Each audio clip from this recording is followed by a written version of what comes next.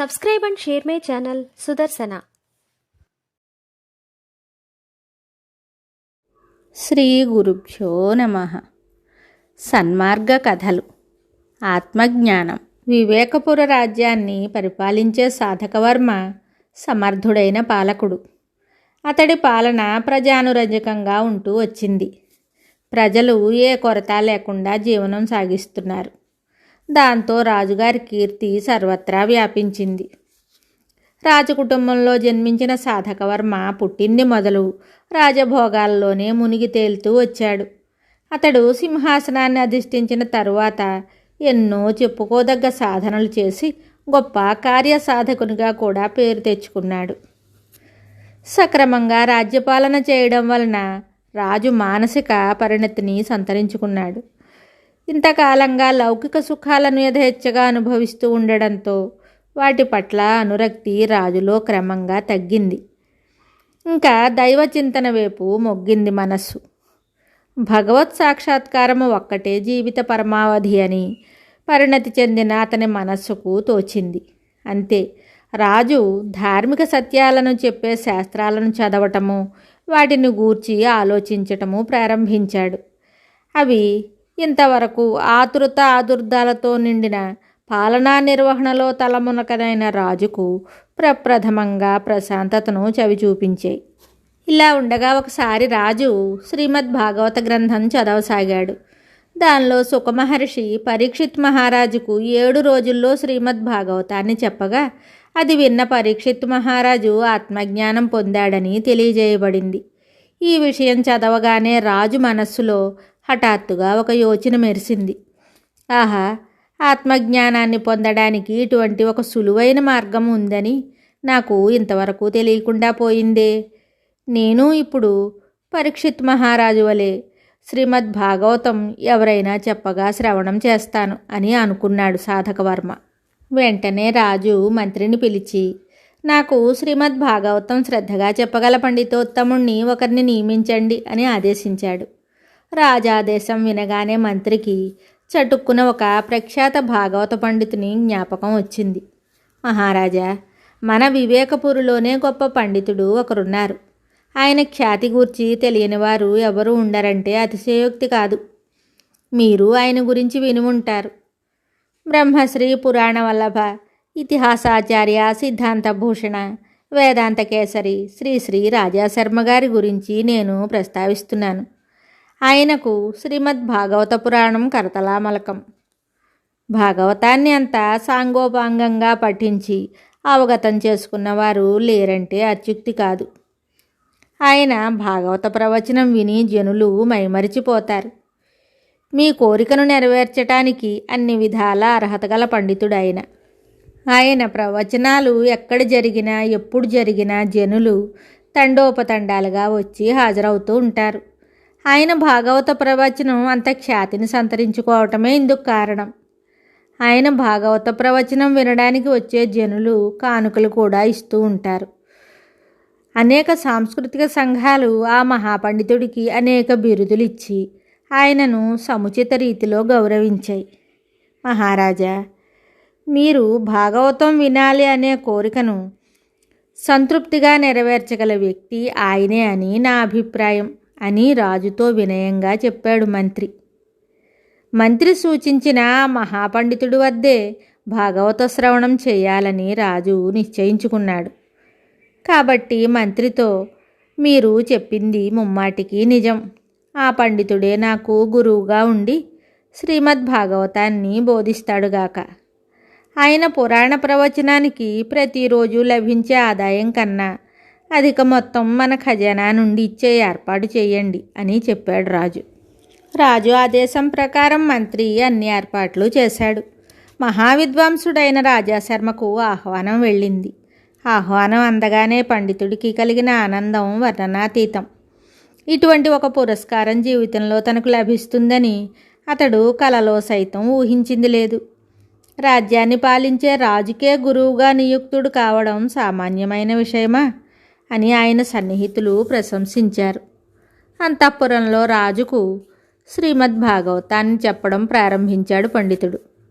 ఆయన తన ప్రతిభా వ్యుత్పత్తులు అన్నింటినీ కూడగట్టుకొని భాగవతాన్ని పలు కోణాలలో రాజుకు విపులీకరించసాగాడు. శాస్త్రాలలో నుంచి అనేక సోదాహరణలను ఎత్తి చూపుతూ భాగవత ప్రవచనం చేయసాగాడు. ఈ విధంగా 2 నెలల కాలం భాగవత బోధనా తరగతులు నిరాటంకంగా సాగాయి. భాగవతాన్ని వినటం వలన తనకు ఆత్మజ్ఞానం కలుగుతుందని భావించిన రాజు అలా ఆత్మజ్ఞానం ఏదీ తనకు కలగలేదని గ్రహించాడు. దాంతో ఒకరోజు పండితుడితో రాజు సూటిగా, స్వామి, భాగవతాన్ని పరీక్షిత్తు 7 రోజులే శ్రవణం చేశాడు. ఆ 7 రోజుల్లోనే పరీక్షిత్తుకు ఆత్మజ్ఞానం కలిగింది. నేను మీ వద్ద 2 నెలలుగా భాగవతం అమిత శ్రద్ధగా వింటూ వస్తున్నాను. అటువంటప్పుడు నాకు ఇంకా ఆత్మజ్ఞానం కలగలేదే, ఇందుకు కారణం ఏమిటి? కారణాన్ని మీరు నాకు రేపు ఉదయమే తెలియజేయాలి. లేకపోతే రోజూ మీకు అందుతున్న రాజసన్మానాలు ఆగిపోతాయని చెప్పాడు. రాజుకు ఏం జవాబు చెప్పాలో పండితుడికి అర్థం కాలేదు. కారణం ఆయనకు తెలియదు. కాబట్టి మనోవేదనతో పండితుడు ఇంటికి తిరిగి వెళ్ళాడు. పండితుడికి ఒక చిన్న కూతురు ఉంది. ఆమె పేరు మహామేధ.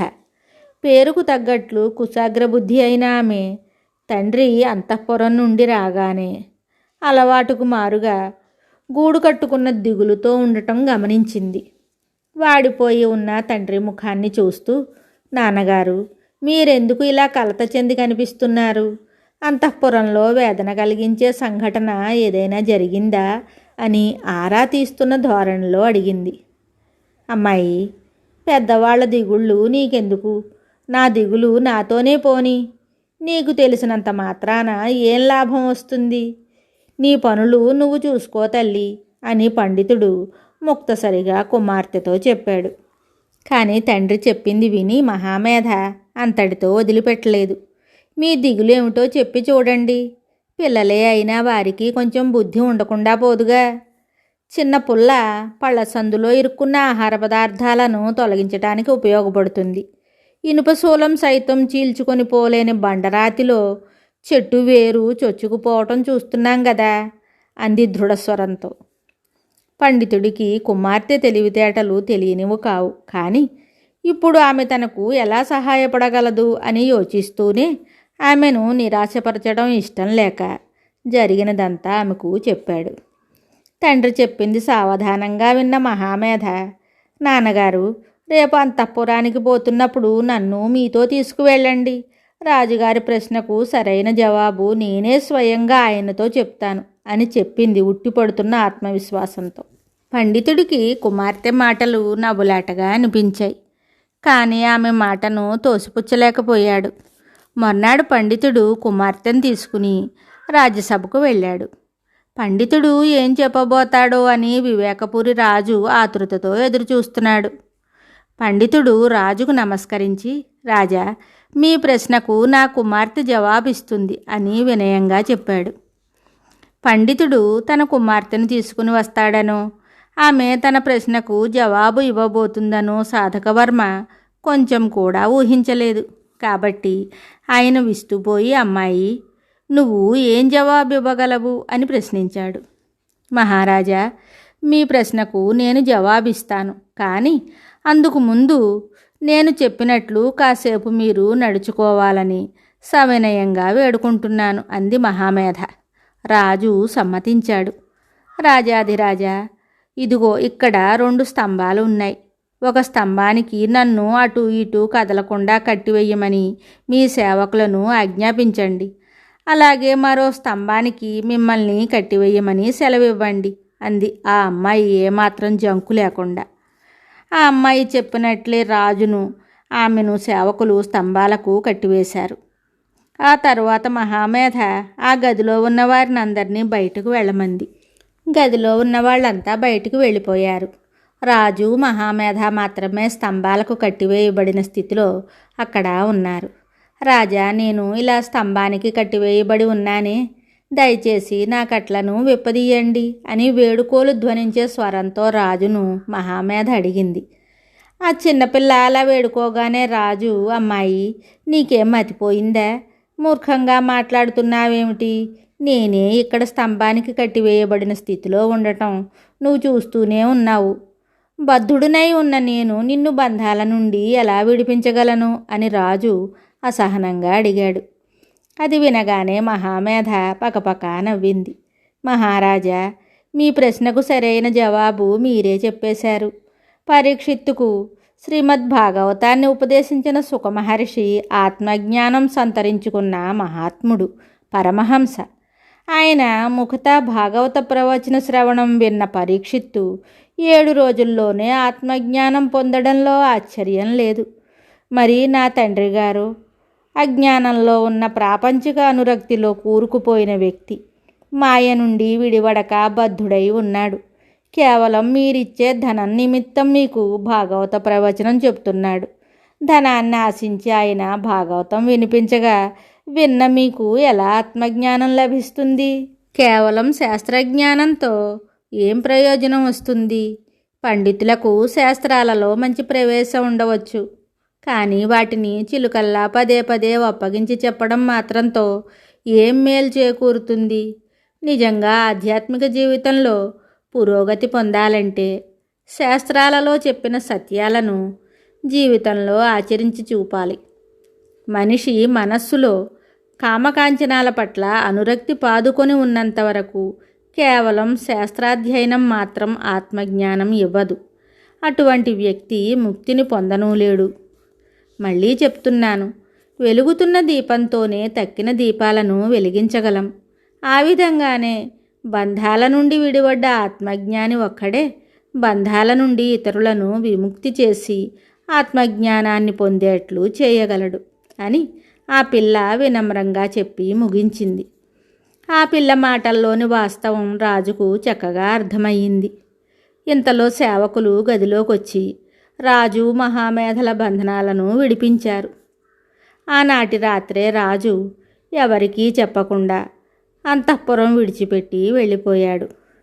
హిమాలయ పర్వత సానువుల్లో నివసిస్తున్న ఎవరైనా ఆత్మజ్ఞానిని ఆశ్రయించి కాలక్రమంలో ఆత్మజ్ఞానం సముపార్జించుకోవటానికి రాజు బయలుదేరాడు. శుభం. Subscribe and share my channel Sudarsana.